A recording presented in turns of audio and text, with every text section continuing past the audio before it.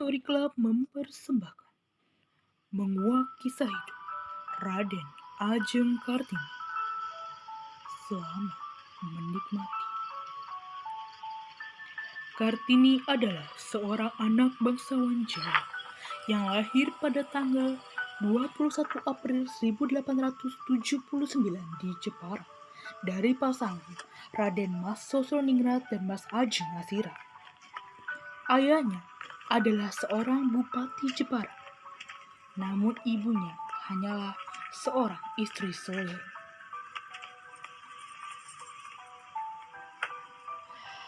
Sejak kecil, Kartini sudah melihat adanya diskriminasi terhadap perempuan. Hal ini ia lihat melalui sang ibu yang seorang istri soleh. Ia melihat perlakuan diskriminatif yang dialami Mas Ajeng Ngasira yang tidak tinggal di rumah bupati dan diperlakukan berbeda oleh Raden Mas Sosroningrat.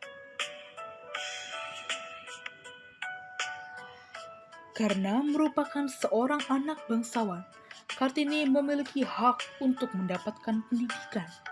Ia menempuh pendidikan di European Leader School atau ILS. Namun sangat disayangkan ketika berusia 12 tahun, Kartini harus menjalani masa pingitan. Selama masa pingitan, pada awalnya Kartini merasa sedih. Namun Kartini tidak menjadikan tembok pingitan itu sebagai pembatas. Selama dipingit, Kartini tetap membaca buku-buku berbahasa Belanda. Kartini tertarik dengan kemajuan para perempuan Eropa, sehingga ia mulai menulis mengenai emansipasi wanita. Karyanya sempat dimuat di The Hollands Lily.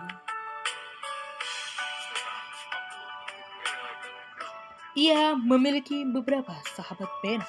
Salah satunya adalah Estelle Ziandela. Walaupun hidup dalam pingitan dan dilarang untuk melanjutkan sekolah, namun Kartini tetap memiliki cita-cita tinggi. Tembok pingitan tidak menjadikan cita-citanya pudar. Cita-cita tetap terbang tinggi. Kartini bercita-cita untuk menaikkan derajat perempuan dan menjadikan pendidikan sebagai syarat mutlak menaikkan derajat para perempuan, khususnya di Jawa. Perjuangan Kartini dalam mendobrak tradisi benar-benar nyata. Ia awali hal ini pada adik-adiknya yang bernama Rukmini dan Kardina. Perjuangan Kartini ini akhirnya membuahkan hasil. Hingga puncaknya, Kartini mendapatkan beasiswa untuk sekolah ke Belanda. Namun pada akhirnya, ia tidak melanjutkannya karena beberapa hal. Walaupun gagal untuk melanjutkan pendidikan ke jenjang yang lebih tinggi, Kartini telah membuktikan bahwa dalam keadaan dipingit sekalipun, ia tetap memiliki cita-cita tinggi dan berpikiran terbuka. Walaupun tubuh terkukung, pikiran harus terbang bebas, sebebas-bebasnya. Kartini pada akhirnya berhasil melangkah untuk mendirikan sekolah wanita di Rembang. Kisahnya juga telah menginspirasi banyak tokoh pergerakan nasional, bahkan hingga masa kini.